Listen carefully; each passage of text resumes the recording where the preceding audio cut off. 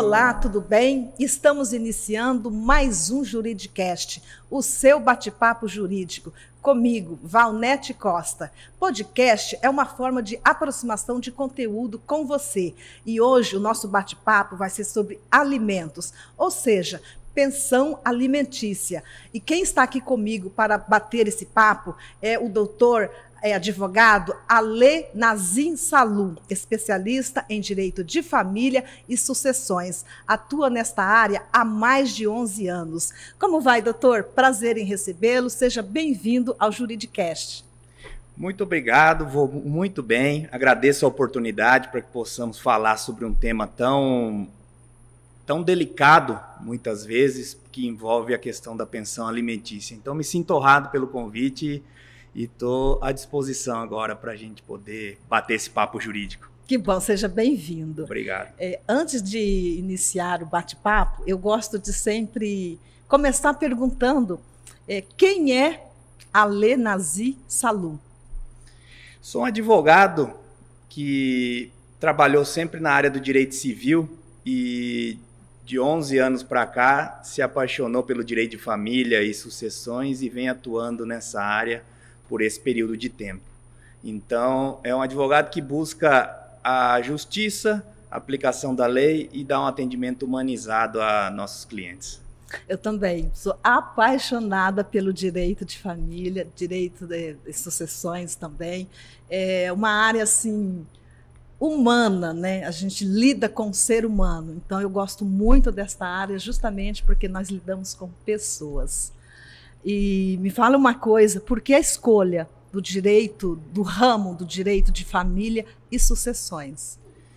Nessa minha trajetória, eu atuei dentro do direito civil, atuei com direito do consumidor, posse, propriedade, direito imobiliário, área bancária, mas em um determinado escritório que eu trabalhei, de renome aqui da capital, aqui em Campo Grande, Mato Grosso do Sul, existia essa atuação no direito de família e sucessões. E eu me identifiquei muito com aquilo, com uma forma de ajudar esses clientes nesses problemas, nos problemas de inventário, nos problemas de pensão, divórcio. E foi uma forma que eu ali me identifiquei e eu me sentia bem ajudando essas pessoas nessa área. E aí que começaram meus estudos, vieram todos os trabalhos a respeito da direito de família e sucessões, e aí efetivamente estou focando nessa área tem um bom tempo já. Temática importante no direito de família é o assunto pensão alimentícia. É o que mais gera dúvidas, né? E o que vem a ser alimentos? Alimentos é uma expressão bem ampla, apesar das pessoas, do público em geral, interpretar apenas como uma obrigação de fornecer comida, mas não é isso. Essa expressão, ela abrange essa obrigação, geralmente, quase todos os casos, a maioria dos casos é de pai para filho, essa obrigação abrange o custeio para que esse menor, ou aquele que depende da pensão alimentícia, sobreviva no mundo. Ou seja, será a pensão alimentícia, os alimentos abrangem a alimentação, o vestuário, a saúde, medicamentos, a educação, a cultura, o lazer. Todos esses detalhes, todas essas verbas têm que ser custeadas pelo devedor da pensão alimentícia. Porque geralmente as pessoas têm, assim, só abrange alimentos, né? Como se a criança fosse ali viver somente de comida, né? E não é. E tem que seguir uma ordem de parentes para pagar os alimentos? Geralmente essa obrigação legal, ela decorre do vínculo de parentesco, sanguíneo, na maioria dos casos, e também ela pode decorrer ou de um processo indenizatório, por exemplo, um acidente de trânsito em que é paga uma pensão alimentícia a essa vítima, ou ainda de avós para netos. Então ela segue uma ordem dos que estão mais próximos na linha de parentesco, nós dizemos na linha reta. Por exemplo, os descendentes vão receber do próximo ascendente, quem é o pai. Certo. Faltando o pai, receberia do avô, e assim por diante. Assim por diante, né? E também é importante que as pessoas tenham consciência de como funciona a pensão alimentícia. E para que elas entendam melhor, como que é feito o cálculo para pagar a pensão alimentícia? Esse é um tema que gera muitas dúvidas. Vamos dizer assim, para os filhos, depois a gente entra na pensão alimentícia, né, para a ex-esposa ou ex-esposo, né, que também tem um caso. Sim. No caso mais comum, que é o pagamento de pensão alimentícia para crianças e os adolescentes, a lei ela é bem subjetiva, por isso que ela gera dúvidas. Ou seja, ali quem tem a obrigação de pagar a pensão alimentícia deve comprovar a sua possibilidade. E aquele que irá receber, a criança ou adolescente, deve demonstrar a sua necessidade. Então, esse binômio, esse duplo requisito, que é a necessidade e a possibilidade, que deve ser preenchido. E como isso é feito? A necessidade é baseada nos gastos da criança e do adolescente, com a escola, com a sua alimentação, com o seu lazer, os seus esportes, entre outros. E aquele que paga irá comprovar com a sua renda, imposto de renda, olerite, carteira de trabalho. Então, o cálculo é feito em cima disso. E é utilizado um termo chamado proporcionalidade. O que isso quer dizer? Deve-se pautar por algo razoável, algo proporcional para que não prejudique aquele que está pagando, certo, para que não lhe prejudique a sua sobrevivência, e aquele que vai receber, a criança, o menor, o adolescente, também não receba algo fora das suas necessidades. Aí, considerando isso, esse binômio necessidade vezes possibilidade, ainda assim, deve ser pago 30% do salário daquele que vai pagar, porque chega bastante perguntas para a gente, ou até mesmo pessoas nos nossos escritórios fazendo isso. Eu quero que pague 30% do salário do pai ou da mãe. Ainda assim, deve ser considerado essa porcentagem? Ou ainda, 30% do salário mínimo. Exatamente isso. Acontece que isso foi uma criação dos juízes dentro dos processos, quando não se tinha um patamar, e não se tem até hoje, um patamar de quanto o pai ganha. Por exemplo, ele tem uma profissão, é autônomo, mas não tem nenhum registro de quanto ele ganha mensalmente. Então, nesses casos, é estipulado 30% do salário mínimo. Mas não é uma regra. Pode ser 45%, 55%, 60%, 10% de quanto ele ganha. Pode ser um valor fixo, ou valor arbitrado em salário mínimo, 1,5 salário, 2,5 salários. E depende de cada caso, mas essa regra de 30% do salário mínimo praticamente não é uma obrigatoriedade. Ela existe para esses casos em que não tem um conhecimento de quanto o pai ganha. Se o pagador de alimentos, ele ganha, vamos dizer assim, vamos viajar um pouco, né? Se ele ganha assim, 100 mil reais por mês, o que um filho, vamos dizer que ele tenha um filho só, o que ele deve pagar de pensão? Geralmente, vai ter que haver essa comprovação da necessidade. Dependendo da idade da criança, ele tem babá, ele já vai na escola, quais são os hábitos que tinham, se chegou a residir com o pai, se mantém aquela condição de vida. Eu acredito que os juízes iriam condenar aí algo em torno de 10 mil, 15 mil. Certo, Depende muito do caso. Vai depender bastante da necessidade. Da prova da necessidade, né? Uhum. Não é uma regra também que ele ganhe muito e pague muito, porque não pode haver esse enriquecimento da parte apenas por ser credor da pensão alimentícia. E filhos devem pagar pensão para pai ou mãe idoso? Sim, existem casos. Esse dever de sustento, essa obrigação alimentar, ele deriva da solidariedade familiar, né? Desse grau de parentesco. Então, da mesma forma que os avós pagam para os netos, os pais pagam para os filhos, ou até os irmãos pagam entre si, pode haver esse inverso. O neto pagar para o avô, o filho pagar para o pai idoso, devendo estar comprovada essa impossibilidade dele se manter. Que é o famoso alimentos avoengos, é isso? Alimentos avoengos é quando o avô paga para o neto. O avô paga para o neto, né? Sim. Entendi. Na ausência do pai ou da impossibilidade desse. Tem um caráter mais assim de complementariedade. Deve complementar uma pensão que o pai já paga. Ou se ele não existe, né? Se ele está falecido, desaparecido, ou situação de mendicância, ou desempregado. Chamou o avô para compor o processo e fazer o pagamento da pensão. Certo.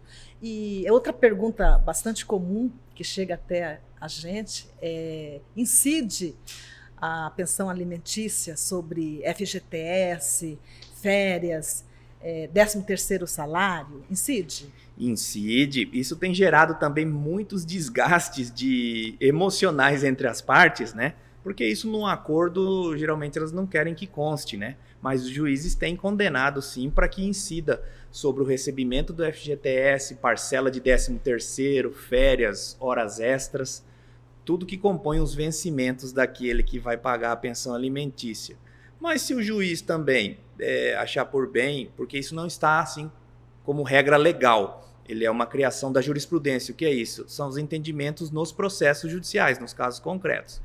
Então, havendo num acordo formulado perante o juiz, ou ele mesmo condenando numa sentença... Mas só incide se o que está pedindo, ele solicita ali na pensão alimentícia ou é automático do juiz? Temos as duas opções, né? A parte que já requer isso, né? Que a pensão alimentícia incida sobre, ou o juiz também tem feito essa incidência por entender que isso compõe os vencimentos e não precisaria haver um pedido expresso disso. E até que idade deve pagar a pensão alimentícia? No caso, a pensão alimentícia para os filhos deve ser até quando ele completar 18 anos, se não estiver estudando em curso de nível superior ou fazendo algum curso técnico, curso profissionalizante, ou se ele tiver uma deficiência física que não possa se manter, não possa custear as suas despesas, essa pensão alimentícia pode perdurar pela vida inteira. Ah, entendi. E outra coisa bem comum o filho, ele atingiu a maioridade, né, completou os 18 anos, e o pai, automaticamente, ele para de pagar. Se ele não comunica, simplesmente, meu filho já completou a maioridade, e para. E como é que fica isso? Isso está correto?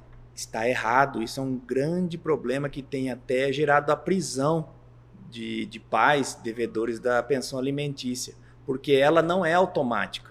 A lei e as súmulas dizem isso, que deve ser feito um pedido judicial para exonerar, para parar de pagar a pensão.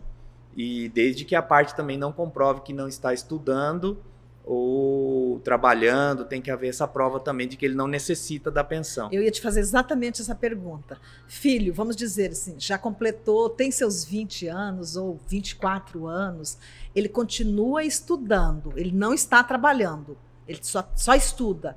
O pai ainda deve pagar alimentos? Isso também gera muitas discussões entre os professores, nos processos judiciais, entre as pessoas que estão litigando, mas a princípio sim, ele deveria custear. Por exemplo, ele não tem como trabalhar porque está fazendo um mestrado após a faculdade, uma pós-graduação em tempo integral, e não tem como se sustentar ainda, não está no mercado de trabalho. Mesmo então, que tenha já 24 anos ou 25 anos, ele... Sim, existem casos que é possível fazer isso, mas deve estar comprovado. Via de regra é até a formatura no curso de ensino superior. Mas se ele não tem como se custear, não tem como se manter, está apenas estudando, todo num projeto de mestrado, doutorado, pode ocorrer isso. Não é assim uma obrigatoriedade também, vai depender de cada caso dentro do processo. Entendi. Vamos agora levar um pouco a pensão alimentícia para o divórcio. Num divórcio, numa separação, às vezes uma parte, né, ela não aceita que houve o fim do amor ali, né, que o casamento acabou e acaba usando o filho, né, e ali não deixando aquele que não tem a guarda física Porque hoje a gente sabe que assim, a guarda legal é a guarda compartilhada, mas ainda tem gente que prefere ou luta pela guarda unilateral. Sim. Então vamos dizer que este pai, o que paga a pensão alimentícia, ele não tem a guarda física, a guarda da mãe. E a mãe acaba evitando, ou quem tem a guarda unilateral acaba não deixando que este veja a criança. O que paga a pensão alimentícia? Ele pode simplesmente parar de pagar em razão dessa situação? Não, nenhuma das situações é possível. Nem a parte que está insatisfeita com o divórcio e utilizando a criança como um instrumento de agressão psicológica ao outro ou de punição. Porque eu digo sempre que o direito de família, o direito das sucessões tem tratado aí com uma questão emocional em 70% e 30% do atendimento e de toda a atuação nesses processos é a parte jurídica, né? Então 70% nós estamos lidando com a emoção das pessoas, com divórcios, separações, brigas, agressões, todos esses sentimentos negativos têm influenciado muito nessas questões. Por essa razão que, no exemplo aqui prático, que ocorre muito, às vezes a mãe não permite que o pai veja a criança. Que tem aquela convivência, né? Que tem aquela convivência. Isso, inclusive, pode ser tema, talvez, de outro podcast, mas isso acarreta alienação parental, né? Que está limitando o vínculo e causando um afastamento entre o pai e o filho. Então, aquele que não está satisfeito não pode parar de pagar a pensão. Ele não pode parar de pagar a pensão porque a mãe não deixou que ele veja o filho. Ele tem que tomar outras medidas né? Judiciais para poder ver esse filho. Como até a ação para condenar em alienação parental, uma indenização por danos morais de abuso afetivo, multas diárias, ou até a busca e apreensão do menor, que é muito grave isso também. E dependendo da alienação parental, eu sei que é um tema para um outro podcast, mas dependendo do grau da alienação parental, esse que faz alienação pode até perder, né, a guarda, ou inverter. Se a guarda é unilateral e está com a mãe, vamos dar um exemplo assim, ela pode até perder e passar a guarda para o pai, né? Dependendo do grau, né? Sim, dependendo da gravidade e da fundamentação que tiver, com perícias psicológicas, da assistência social, de profissionais da pedagogia, essa multidisciplinariedade que o direito requer hoje, ela pode perder a guarda, ter seu direito de visita reduzido, inclusive até conforme ela perde a guarda, essa que foi alienadora, nós estamos aqui exemplificando como a mãe, que 90% dos casos a criança tem a residência com a mãe ainda. Isso. Apesar disso estar mudando. Mas ela que vai até ter que pagar a pensão. Se era ela que recebia a pensão porque administrava a vida do filho, ela que terá que pagar a pensão. Aí ela passa a ser responsável pelo pagamento da pensão. Pelo pagamento da pensão. Doutora Lê, um pai ou uma mãe fica desempregado, não tem como pagar a pensão alimentícia. Pode ser preso? Sim, ele deverá, na verdade, entrar com uma ação que a gente chama revisional de alimentos ou de exoneração, provando que ele não tem condições de pagar aquela pensão que foi arbitrada no passado quando ele tinha condições. Ele tem que mostrar essa situação de que está desempregado e não ofere renda de lugar nenhum, ou que teve a sua renda diminuída e por tal motivo ele precisaria diminuir o valor da pensão, que entra naquele requisito da possibilidade. Então, se ele apenas diminuir o valor por conta própria, esse pagamento parcial pode gerar a prisão dele, sim. Certo. Pegando o gancho no que você falou que pode diminuir também, a constituição assim, de uma nova família é motivo para reduzir os alimentos ou até a exclusão da pensão alimentícia que vem sendo paga para outro filho da união anterior? Isso vai depender de cada caso, realmente, se isso está atrapalhando na possibilidade daquele que paga. Se essa nova família ele tem um outro filho, a atual companheiro, a atual esposa não trabalha, ele que custeia tudo isso, teve reduzido a sua renda, ele talvez consiga a redução, sim, da pensão alimentícia. Mas não excluir. Não excluir. Teria não. que ser uma situação muito bem comprovada para poder exonerar, para poder fazer a exclusão, né? De qualquer forma, ele tem essa obrigação moral, esse dever legal de pagar a pensão para o seu filho que ele colocou no mundo, né? Ele não pode querer se eximir tão fácil dessa função de pai, de provedor, né? Na verdade, a gente está tratando de uma questão legal, de uma questão de direito, mas os aspectos são mais abrangentes. Abrange mais essa questão social, questão moral, para sustentar o seu filho que você colocou no mundo. E se o pai... Vamos colocar o pai, porque, sim, como você disse, comum. Né, é mais comum, né? O pai, ele passou no concurso público, ou foi promovido, ou até sua empresa está faturando mais agora do que quando foi acordado o valor da pensão alimentícia.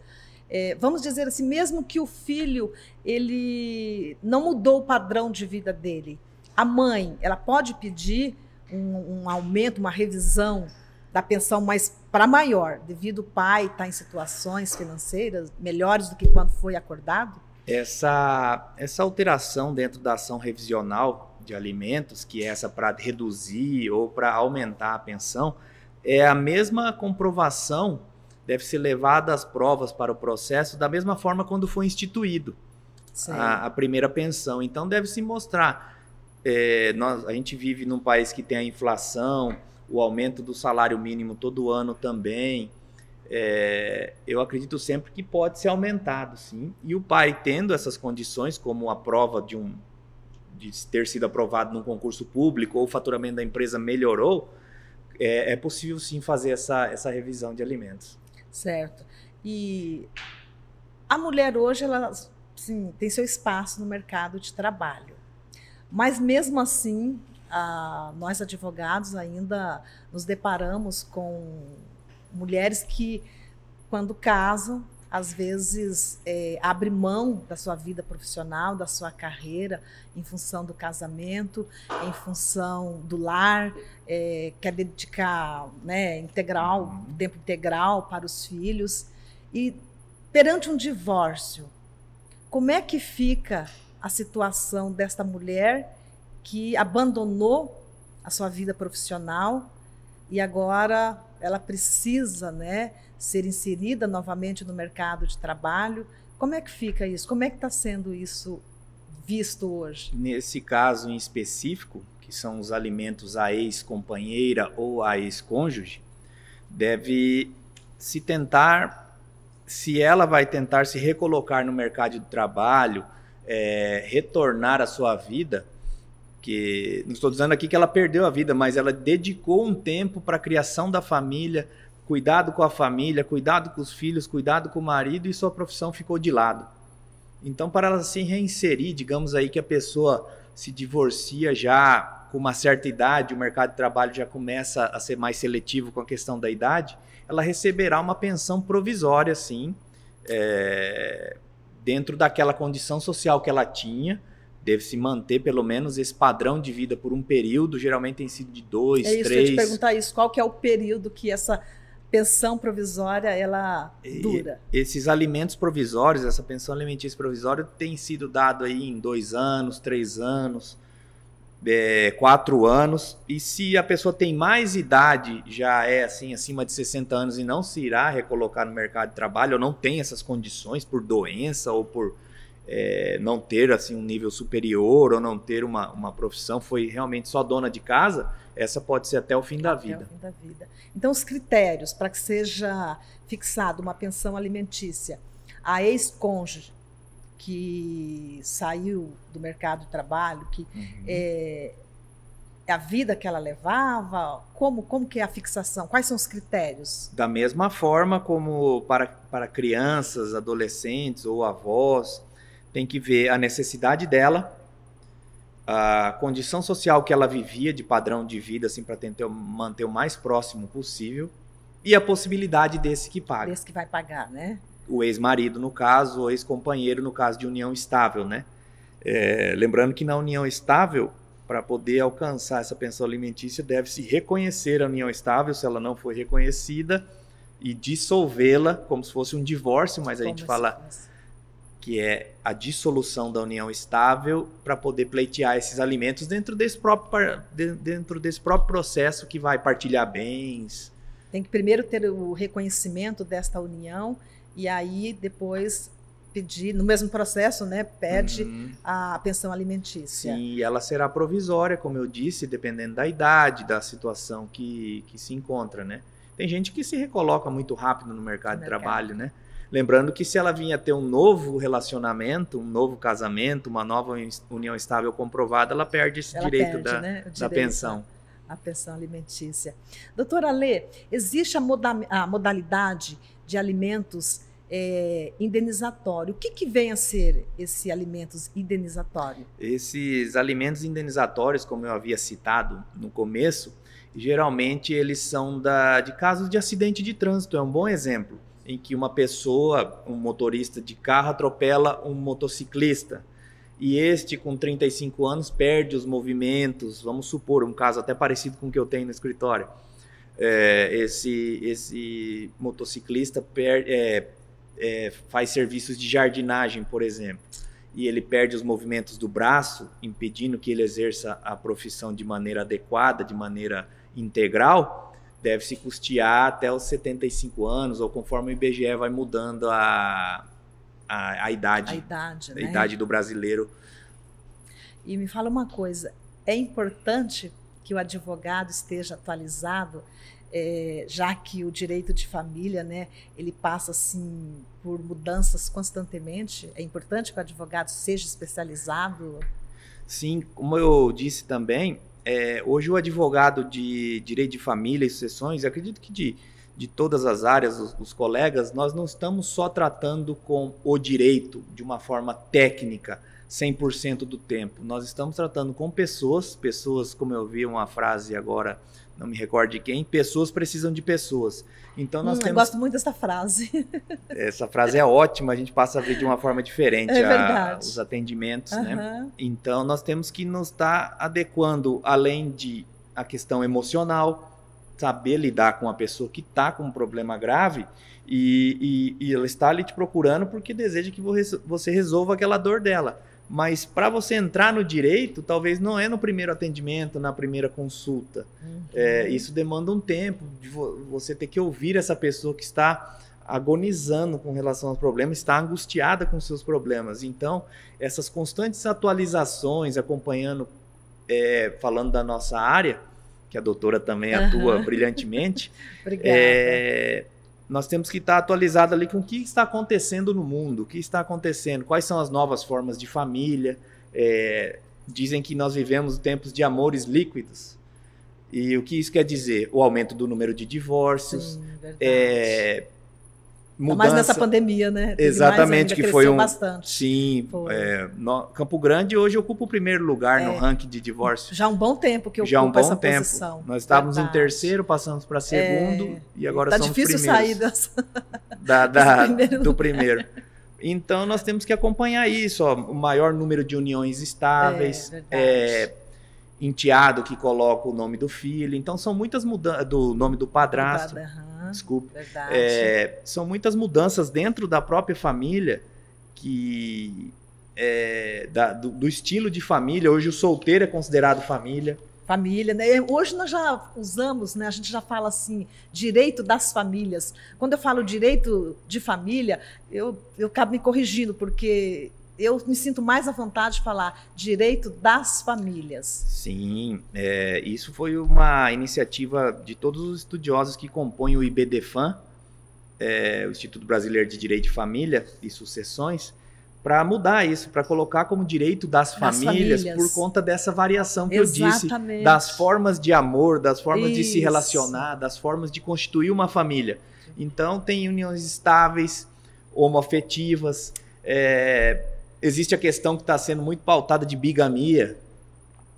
Tem até um como é que chama? Quando é mais de 3, Tem até Nós isso. falamos do poliamor. Poliamor, exatamente isso. Poliamor, tem bastante coisas novas. A poliafetividade, né? Uhum. Então, essa junção de novas espécies de família faz que nós nos mantemos atualizados sempre, direito acompanhando. de família, vamos dizer, o direito das famílias vem sofrendo grandes mudanças, né? Desencadeadas justamente pela...